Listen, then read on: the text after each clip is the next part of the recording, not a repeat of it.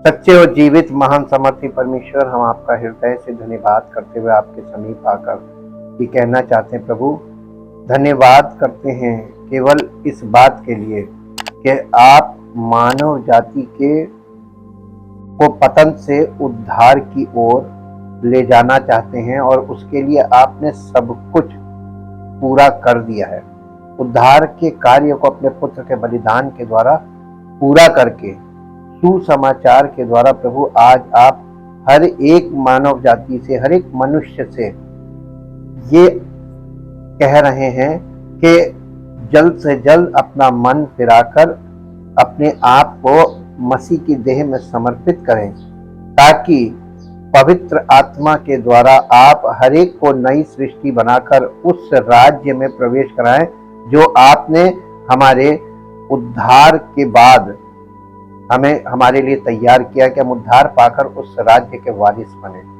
हाँ प्रभु, हम आपका बहुत धन्यवाद करते हैं, केवल उद्धार नहीं बल्कि उद्धार के बाद हमें अपने राज्य का वारिस बनाने तक की सारी कार्य को प्रभु आपने हमारे लिए तैयार करके रखा है। यही तो सुसमाचार है जिसके द्वारा प्रभु हर एक व्यक्ति उस बलिदान पर विश्वास करके उद्धार पाए और अपने आप को मसीह की देह में समर्पित करे, अर्थात कलीसिया में मसीह की देह का अंग बनकर उस राज्य का वारिस बने, ताकि आपकी महिमा प्रकट हो और आपका नाम महिमा पाए। इसलिए प्रभु, सब बातों में आपको धन्य कहते हैं और धन्यवाद के साथ इस प्रार्थना को प्रभु यीशु मसीह के पवित्र नाम से मांगते हैं, आमीन। Praise the Lord. परमेश्वर की महिमा हो, क्योंकि वो महिमा के योग्य परमेश्वर है। हम लोगों ने अभी तक जो अध्ययन किया है, मंदिर के समर्पण के समय जो उसने प्रार्थना की राजा सुलेमान ने, उसके आधार पर हमने 7 पॉइंट्स देखे और इन 7 पॉइंट में हमने ये देखा कि परमेश्वर की उपस्थिति में और उसकी संगति में बने रहने के लिए क्या आवश्यक है, क्या क्या चीजें हमारे जीवन में आवश्यक है। Requirement of fellowship with God, और ये सबसे पहला है ओबीडियंस, आज्ञाकारिता, आज्ञा पालन।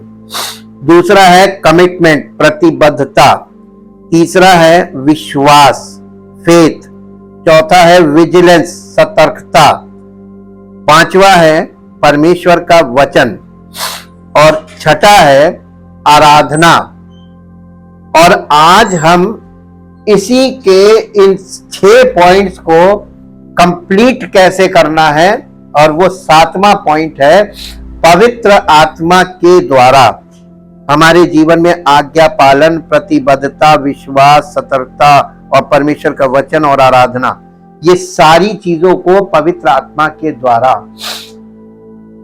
हमारे जीवन में पूरा होना है। और पवित्र आत्मा की उपस्थिति हमको कलीसिया में प्राप्त होती है। सबसे पहले मेरे साथ एक पद पढ़ें जो आपको मिलेगा, दूसरा इतिहास उसका 5 अध्याय, दूसरा इतिहास उसका 5 अध्याय, उसका 13 और 14 पद पढ़ेंगे।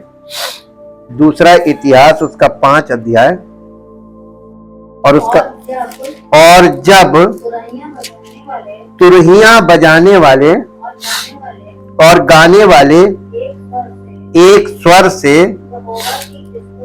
यहोवा की स्तुति और धन्यवाद करने लगे, और तुरहियां झांझ आदि वाद्यों को बजाते हुए यहोवा की ये स्तुति ऊंचे शब्द से करने लगे, वो भला है और उसकी करुणा सदा की है।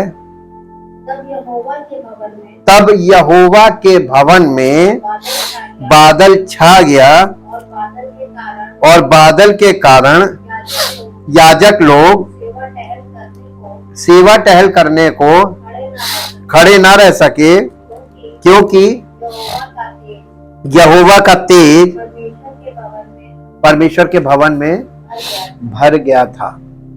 क्यों नहीं खड़े रह सके? यहोवा का तेज, जब वो लोग परमेश्वर की आत्मा से भरकर स्तुति आराधना करने लगे तो यहोवा का तेज भवन में भर गया। ये सुलेमान के मंदिर की बात है। और क्या तुम नहीं जानते कि तुम्हारी देह पवित्र आत्मा का मंदिर है?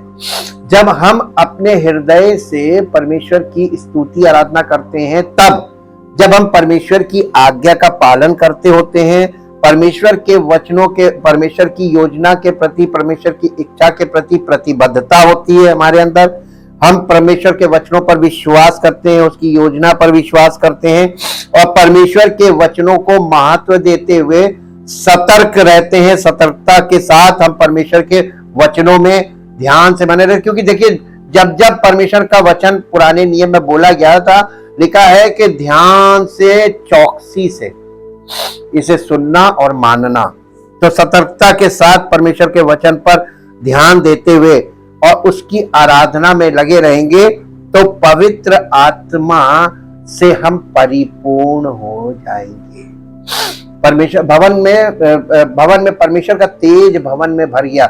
हमारे जीवन में परमेश्वर की महिमा भर जाएगी। पवित्र आत्मा परमेश्वर की महिमा का आत्मा है और इससे हम परिपूर्ण हो जाएंगे। पवित्र आत्मा हमको संगति बनाए रखने में हमारी मदद करता। परमेश्वर पिता, पुत्र, पवित्र आत्मा के साथ सहभागिता में हमें जोड़े रखता है। परमेश्वर की महिमा मंदिर में भर जाती है। समर्पण की प्रक्रिया पूरी होने के बाद परमेश्वर की महिमा ने मंदिर को भर दिया। और इसका अर्थ क्या हुआ? बादल पवित्र आत्मा का प्रतीक है। पवित्र आत्मा वो बादल भी था जिसमें मूसा ने 10 आज्ञाएं प्राप्त करने के लिए प्रवेश किया था। मूसा पहाड़ पर चढ़ते समय बादल के बीच में प्रवेश कर गया और मूसा 40 दिन और 40 रात पहाड़ पर रहा। निर्गमन की पुस्तक 24 अध्याय के 18 पद में ये लिखा हुआ है।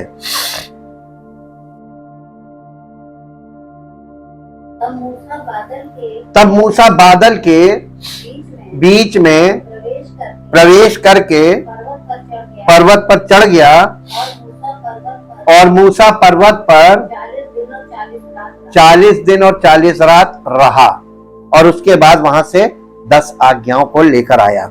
ये था परमेश्वर का बादल। पवित्र आत्मा प्रभु यीशु के वचन को याद करके आपको संगति में बनाए रखने में मदद करेगा। यानी पवित्र आत्मा का एक काम सिखाना भी है, दूसरा काम है इसको याद दिलाने वाला। पवित्र आत्मा आपको बार बार वचन में ले जाकर रिमाइंड कराएगा, देखो ये चीज ऐसे, ये देखो ये चीज ऐसे, देखो ये ऐसे। रिमेम्बरेंस, तो वो हमारी सहायता करता ताकि हम परमेश्वर की उपस्थिति में और परमेश्वर की सहभागिता में बने रहें। आज पवित्र आत्मा ही वो है जो आपको पाप करने पर आपको सुधारने के लिए आपसे बात करता है। वो आपको यीशु के वचन याद दिलाने के द्वारा ऐसा करता है। हाँ, और ये पद मेरे साथ एक पद पढ़ दीजिए, यूहन्ना रचित सुसमाचार उसका 14 अध्याय उसका 26 पद। 14 अध्याय का 26 पद, फिर 14 अध्याय उसका 26 पद। परंतु सहायक अर्थात पवित्र आत्मा जिसे पिता मेरे नाम से भेजेगा वो तुम्हें सब बातें सिखाएगा और जो कुछ मैंने तुमसे कहा है वो सब तुम्हें याद दिलाएगा।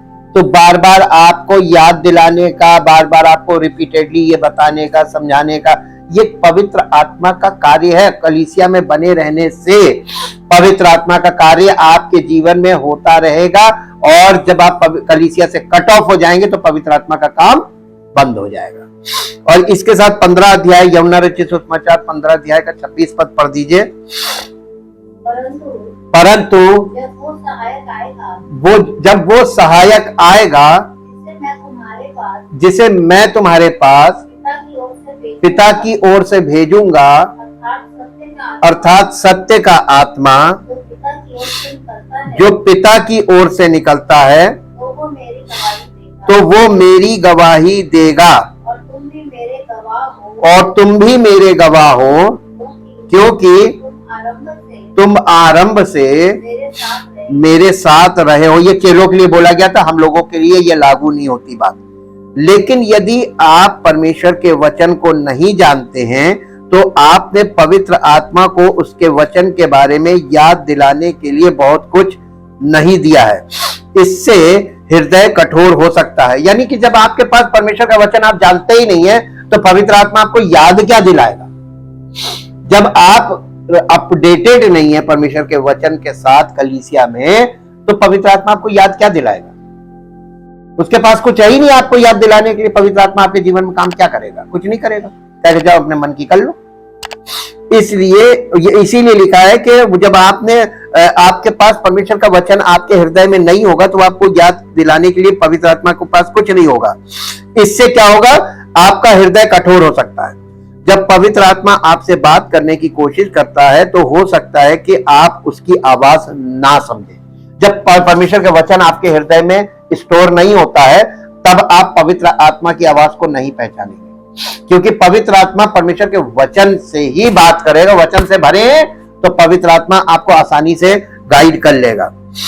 आत्मा के माध्यम से संगति आनंद लाती है।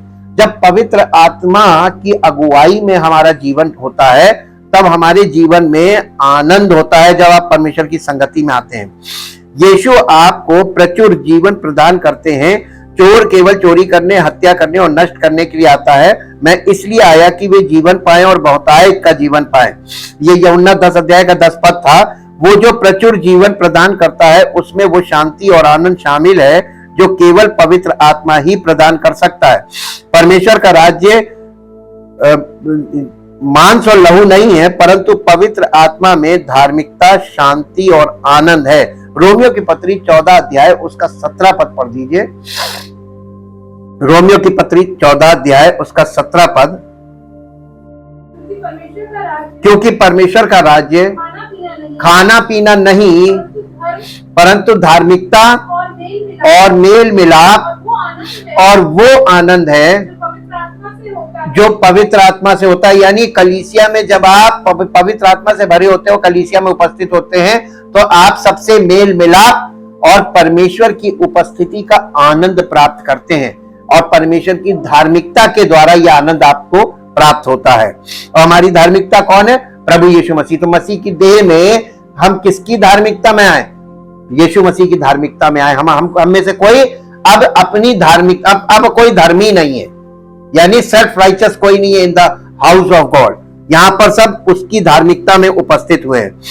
भजन संहिता 16 अध्याय उसका 11 पद। भजन संहिता 16 अध्याय उसका 11 पद यहां इस प्रकार से लिखा हुआ है, तू मुझे जीवन का रास्ता दिखाएगा, तू मुझे जीवन का रास्ता दिखाएगा, तेरे निकट आनंद की। जब आप परमेश्वर की उपस्थिति में आते हैं तो आपको जीवन का मार्ग भी वो दिखाता है और आनंद से भर देता है। इसी के साथ 21, तेरे दाहिने हाथ में सुख सर्वदा बना रहता है। यानी परमेश्वर के दाहिने हाथ से हमें सुख मिलता है। जब आप उसकी उपस्थिति में आएंगे तो ये चीजें आपको मिलेंगी। 21 अध्याय भजन संहिता 21 अध्याय उसका 6 पद। 21 अध्याय का 6 पद, क्योंकि तूने उसको सर्वदा के लिए आशीषित किया है, तू अपने सन्मुख उसको हर्ष और आनंद से भर देता। जब आप परमेश्वर के सन्मुख यानी उसकी उपस्थिति में आते हैं कलीसिया में, तो वो आपको आनंद से भर देता है। और आपको एक बात ध्यान कीजिए, पवित्र आत्मा के फलों में आनंद भी एक फल है। और ये फल कहां से प्राप्त होता है? पवित्र आत्मा के द्वारा प्राप्त होता है। रोमियो की पत्री 14 अध्याय के 17 पद को हमने पढ़ा, जहां पे लिखा हुआ है कि परमेश्वर का राज्य खाना पीना नहीं परंतु धार्मिकता, शांति और आनंद। ये शांति और आनंद पवित्र आत्मा के फल है और ये परमेश्वर की धार्मिकता में हमको प्राप्त होते हैं जब हम कलीसिया में उसकी उपस्थिति में उपस्थित होते हैं।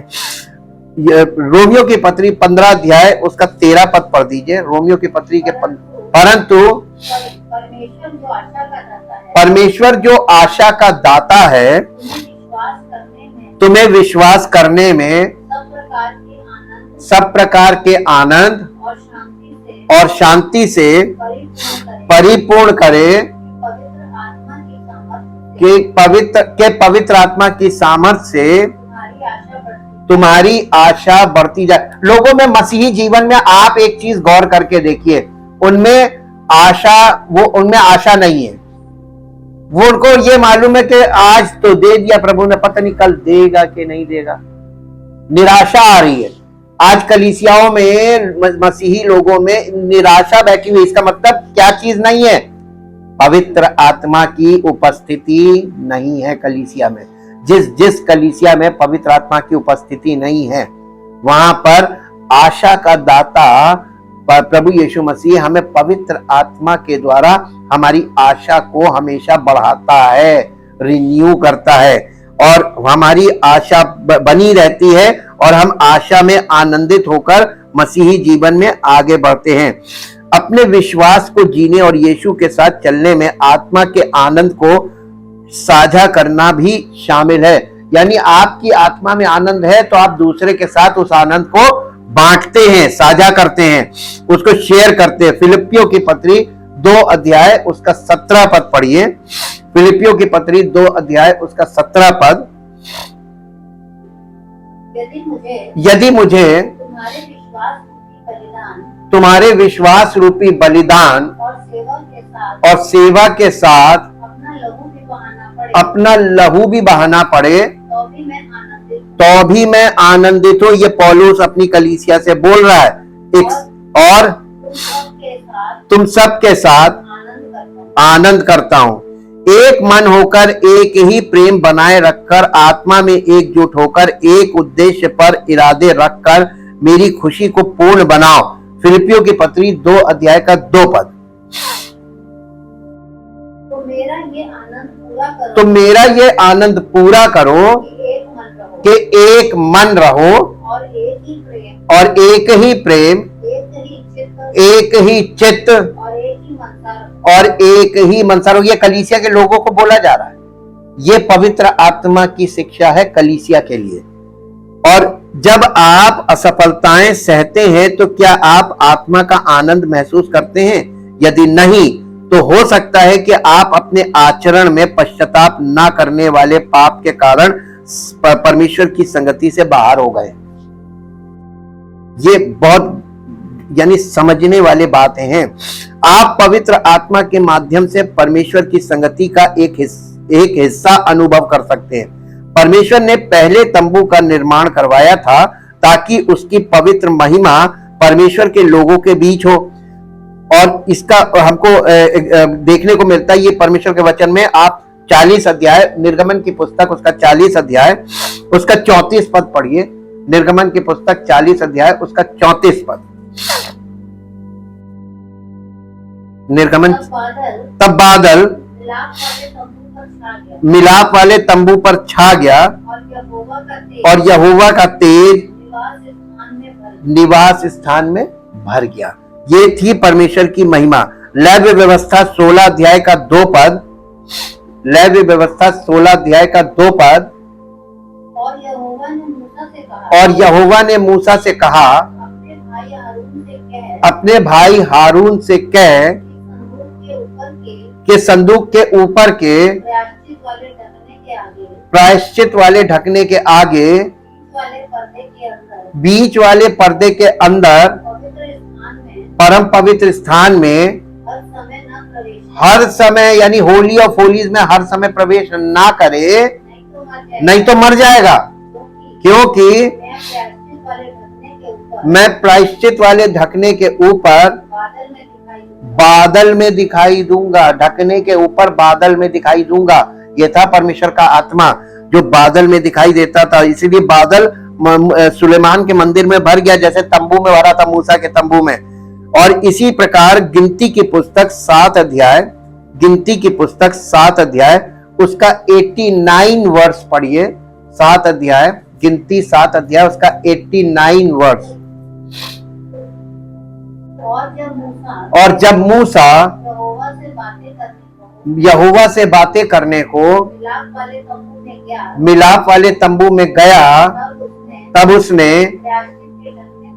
प्रायश्चित के ढकने पर से जो साक्षी पत्र के संदूक के ऊपर था, दोनों करूबों के मध्य में से उसकी आवाज सुनी जो उससे बातें कर रहा था, और उसने उससे बातें की। ये था परमेश्वर का आत्मा और परमेश्वर ने उससे बातें की। इसी गिनती की पुस्तक 9 अध्याय का 15 और 16 पद पढ़ दीजिए। जिस दिन निवास जो साक्षी का तंबू भी कहलाता है खड़ा किया गया, उस दिन बादल उस पर छा गया, और संध्या को वो निवास पर आग सा दिखाई दिया और भोर तक दिखाई देता रहा। ये परमेश्वर की उपस्थिति वहां पर ठहर जाती थी। जिस स्थान को परमेश्वर अपना उपस्थिति के लिए चुन लेता था, वहां पर उसकी सामर्थ, उसकी महिमा, उसकी आत्मा वहां पर ठहर जाती थी और लोगों को वो आंखों से दिखाई देती थी। इसी को कहते हैं शेकाइना ग्लोरी, यानी वो महिमा परमेश्वर की जो हम देख सकते हैं अपनी शारीरिक आंखों से। और कलीसिया में शेकाइना ग्लोरी क्यों नहीं लोगों को दिख रही है?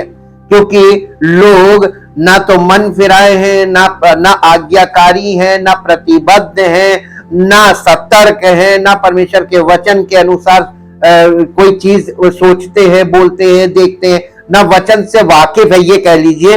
और पवित्र आत्मा उनके बीच में कार्य करने के लिए तैयार है, लेकिन वो अभी तक पूरी तरीके से शारीरिक जीवन में अपनी इच्छा और अभिलाषा में जीवन व्यतीत कर रहे हैं। ये कारण है। इधर उनकी उपस्थिति से मंदिर भरने लगा, यहां तक कि बादल के कारण याजक सेवा करने के लिए खड़े नहीं हो सके, क्योंकि यहोवा का तेज यहोवा के भवन में भर गया था। पहला राजा और उसका 8 अध्याय और उसका 11 पद पढ़िए। पहला राजा 8 अध्याय और उसका 11 पद। और बादल के कारण याजक सेवा टहल करने को खड़े ना रह सके, क्योंकि यहोवा का तेज यहोवा के भवन में भर गया था।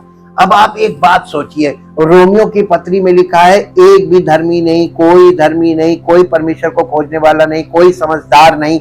ये कंप्लेंट परमेश्वर आज के युग के लोगों से कर रहा है कि तुम में से कोई इस लायक नहीं है, और सब परमेश्वर की महिमा से रहित हैं। परमेश्वर की महिमा से रहित होने का मतलब परमेश्वर की आत्मा के से रहित होना, पवित्र आत्मा से रहित होना। यह है परमेश्वर की महिमा से रहित होना।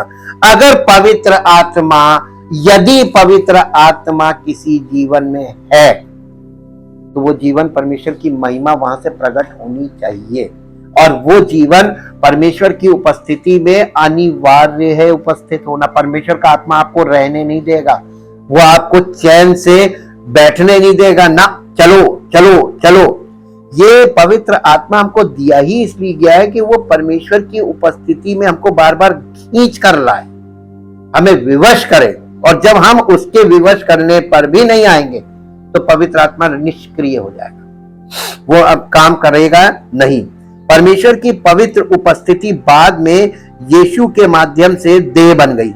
अब ये परमेश्वर की जो उपस्थिति थी, पवित्र उपस्थिति, नए नियम में ये यीशु के माध्यम से अब देह बन गई। तो अब पवित्र आत्मा लोगों को कहां मिलेगा? उसकी उपस्थिति का अनुभव कहां मिलेगा? कलीसिया में, मसीह की देह में।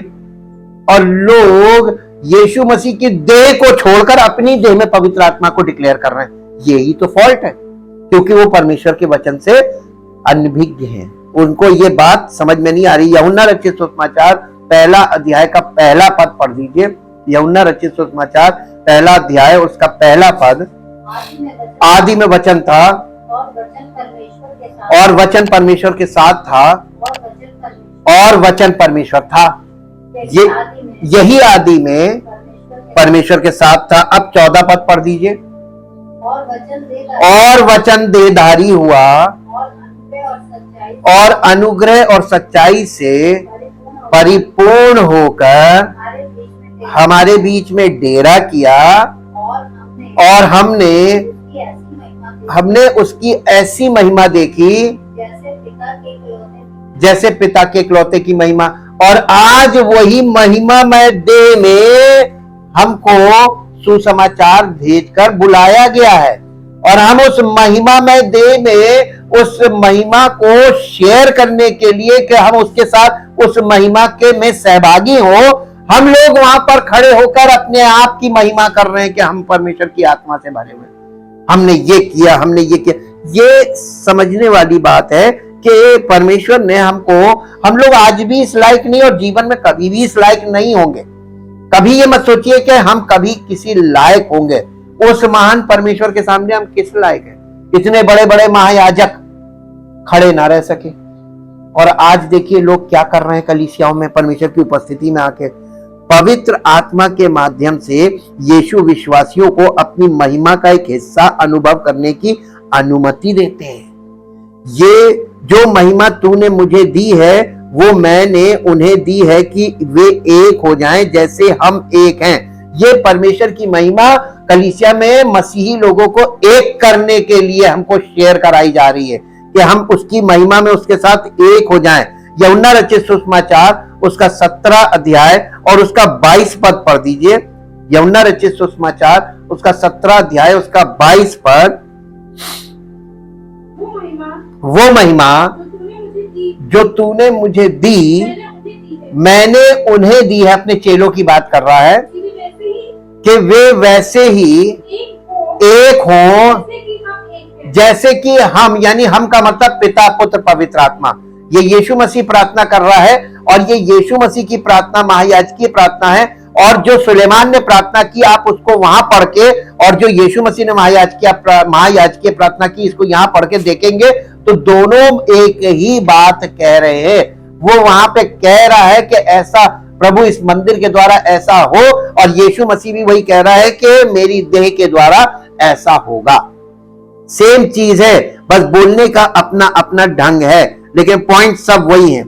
आज परमेश्वर की पवित्र आत्मा हमारे और आपके भीतर निवास करना चाहती है। पहला कुरिन्थियों 3 अध्याय उसका 16 पद। पहला कुरिन्थियों 3 अध्याय उसका 16 पद यहां इस प्रकार से लिखा हुआ है।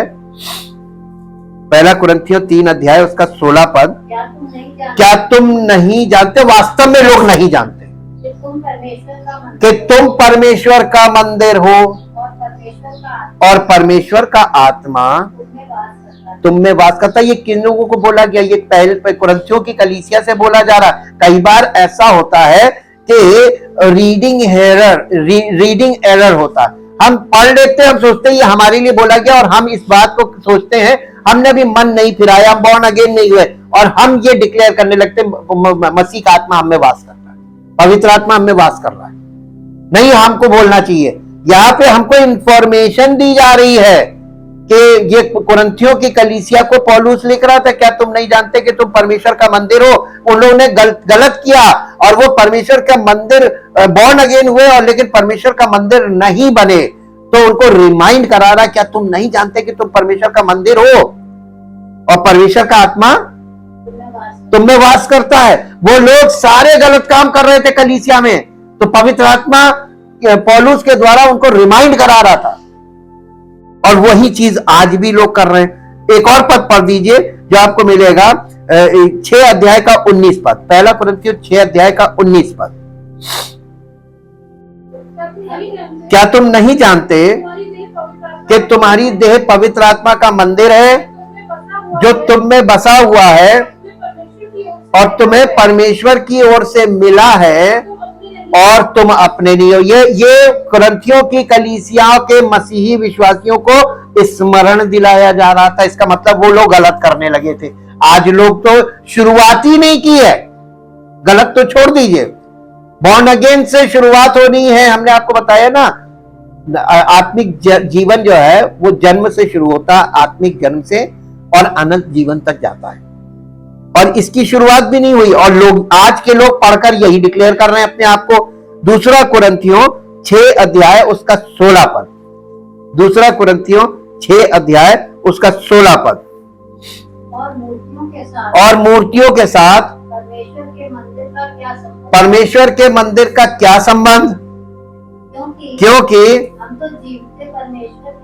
हम तो जीवते परमेश्वर के मंदिर के मंदिर हैं, जैसा परमेश्वर ने कहा है, मैं उनमें बसूंगा और उनमें बसकर उनके द्वारा चला फिरा करूंगा,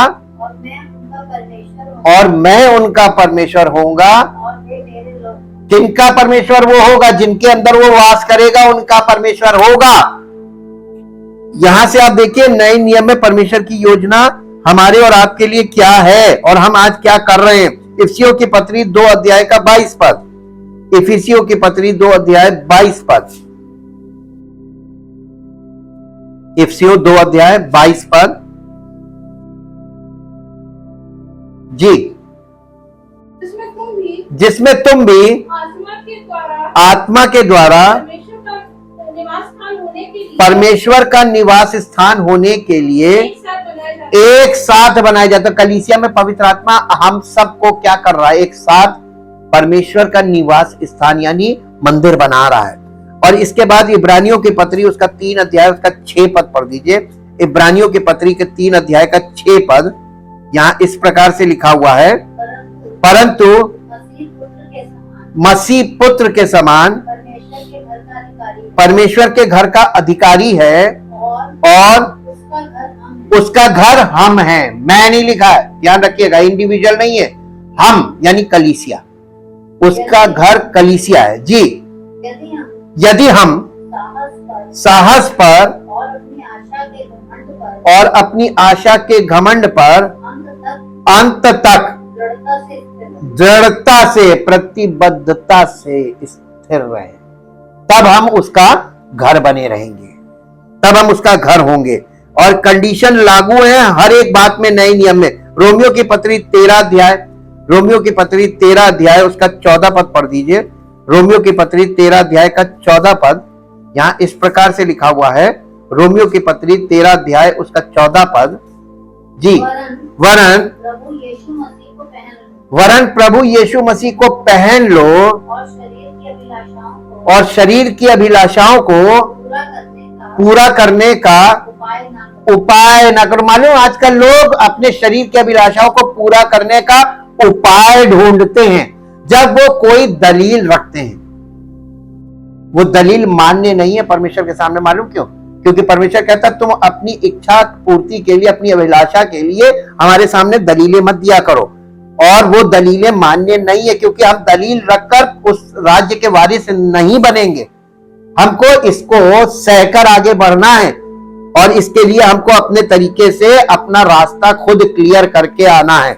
दूसरा तीमुथियुस उसका 1 अध्याय और उसका 14 पद पढ़ दीजिए। दूसरा तीमुथियुस उसका 1 अध्याय और उसका 14 पद। यहाँ पर हम पवित्र आत्मा के द्वारा और पवित्र आत्मा के द्वारा जो हम में बसा हुआ है, इस अच्छी धरोहर की रखवाली पवित्र आत्मा हमारे जीवन की, हमारे प्राणों की, हमारी आत्मा की जो परमेश्वर की धरोहर है उसकी रखवाली करने के लिए आता है। तो पवित्र आत्मा हमारा रक्षक भी है, हमारे प्राणों का रक्षक। जब भी 2 या 2 से अधिक उसके नाम पर एकत्रित होते हैं तो उसकी उपस्थिति भी वहां होती है, क्योंकि जहां 2 या 3 मेरे नाम पर एकत्रित होते हैं वहां मैं उनके बीच में होता हूं, ये वायदे के अनुसार। आप कलीसिया में भीड़ की जरूरत है, या थोड़े से लोग अगर आ गए, 2 या 3 भी है, तो वो वायदे के अनुसार हमारे बीच में है। कई बार लोग कहते हैं वहां जाएंगे वहां बहुत भीड़ होती है, यहां पर तो कोई आता ही नहीं। आपको परमेश्वर की उपस्थिति चाहिए या आपको भीड़ चाहिए? आज की जनरेशन भीड़ पसंद करती है, लेकिन परमेश्वर भीड़ नहीं पसंद करता है। परमेश्वर लोगों को, गिनती के लोगों को पसंद करता है। वो लोग जो सही दशा में हो, सही उनकी आत्मिक दशा हो और वो परमेश्वर की उपस्थिति का आनंद ले। परमेश्वर ऐसा चाहता है, जहां दो या तीन मेरे नाम से एकत्रित होते, ये आपको मिलेगा। मत्ती रचित सुसमाचार उसके 18 अध्याय का 20 पद है। इस प्रकार एक विश्वासी को अन्य विश्वासियों की संगति को नहीं छोड़ना चाहिए, क्योंकि हमारी उपस्थिति, जब हम एक साथ एकत्रित होते हैं तो परमेश्वर की उपस्थिति वहां पर हो जाती, वो हमारे बीच में उपस्थित हो जाता है, क्योंकि हम सब उस पर विश्वास करने वाले जब हम एकत्रित होंगे, हम एक आत्मा, एक मन और एक चित्त होंगे और उपस्थित होंगे उसके नाम से, तो वो हमारे बीच में होगा। यहां ऐसा ये नियम उसने इसलिए बनाया क्योंकि उसको मालूम था कि आने वाले समय में इतने ढेर बिल्डिंग्स बन जाएंगी और इतनी ढेर ऐसे जगह जगह लोग असेंबल होने लगेंगे, तो लोगों को पवित्र आत्मा की उपस्थिति का कैसे पता चलेगा और पवित्र आत्मा कहां पर उपस्थित होगा, उसकी उपस्थिति का ये पता दिया गया है कि जहां 2 या 3 मेरे नाम से एकत्रित, इसका मतलब जहां भीड़ हो वहां ना जाना, जहां मेरे नाम के, मेरे चुने हुए, मेरे छुड़ाए हुए और मेरे बुलाए हुए और बॉर्न अगेन लोग एकत्रित हों, वहां जाना। वहां कम लोग होंगे, ये इशारा होता है। परमेश्वर ने हर बात का एक सच्चा इशारा रखा है। इब्रानियों की पत्री 10 अध्याय के 25 पद में लिखा हुआ है, ज्यों ज्यों तुम उस दिन को निकट आते देखते हो, यानी यीशु मसीह की दूसरे आगमन को निकट आते देखते हो, त्यों त्यों अधिक से अधिक एकत्रित हुआ करो। यीशु की संगति बनाए रखने के लिए क्या आप भी अपने मन को नवीनीकृत करके और शुद्ध रहकर पवित्र आत्मा के मंदिर को पवित्र रख रहे हैं, जो कि हमारी और आपकी देह है। रोमियो की पत्री 12 अध्याय उसका पहला और दूसरा पद पढ़ दीजिए। रोमियो की पत्री 12। इसलिए हे भाइयों, मैं तुमसे परमेश्वर की दया स्मरण दिलाकर विनती करता हूं कि अपने शरीरों को जीवित और पवित्र और परमेश्वर को भावता हुआ बलिदान करके चढ़ाओ, यही तुम्हारी आत्मिक सेवा है। इस संसार के सदृश ना बनो, परंतु तुम्हारे मन के नए हो जाने से तुम्हारा चाल चलन भी बदलता जाए, जिससे तुम परमेश्वर की भली, भावती और सिद्ध इच्छा अनुभव से मालूम करते रहो। और याकूब की पत्री उसका पहला अध्याय उसका 27 पद पढ़ दीजिए। याकूब की पत्री उसका पहला अध्याय उसका 27 पद पढ़ दीजिए। यहाँ इस प्रकार से लिखा हुआ है, याकूब 1:27, हमारे परमेश्वर और पिता के निकट शुद्ध और निर्मल भक्ति ये है कि अनाथों और विधवाओं के क्लेश में उनकी सुधि ले और अपने आप को संसार में रहे, लेकिन संसार के होकर ना रहे, संसार में रहे लेकिन आपके अंदर संसारिकता ना भरी हो, यानी संसार से अपने आप को निष्कलंक रखें।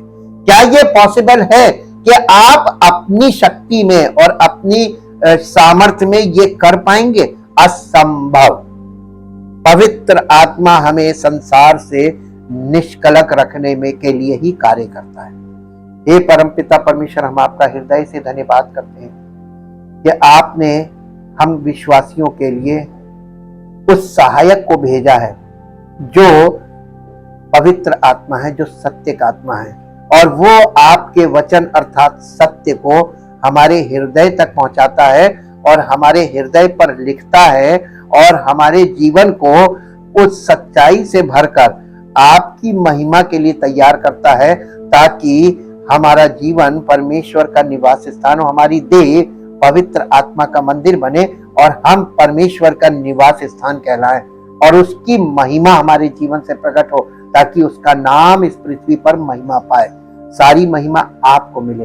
हम प्रभु यीशु मसीह के जीवित और पवित्र और सामर्थी नाम से ऐसी ही आशा रखकर कलीसिया में एकत्रित हों और उसकी देह से हृदय से जुड़ जाएं और परमेश्वर के महान नाम की महिमा और उसकी पवित्रता और उसमें भागीदार बने और परमेश्वर की महिमा हमारे जीवन से प्रकट हो, ताकि उसका लक्ष्य पूरा हो और हमारा जीवन उसकी महिमा का कारण बने। धन्यवाद के साथ इस प्रार्थना को प्रभु यीशु मसीह के जीवित, पवित्र और समर्थी नाम से मांगते हैं, आमीन। Praise the Lord.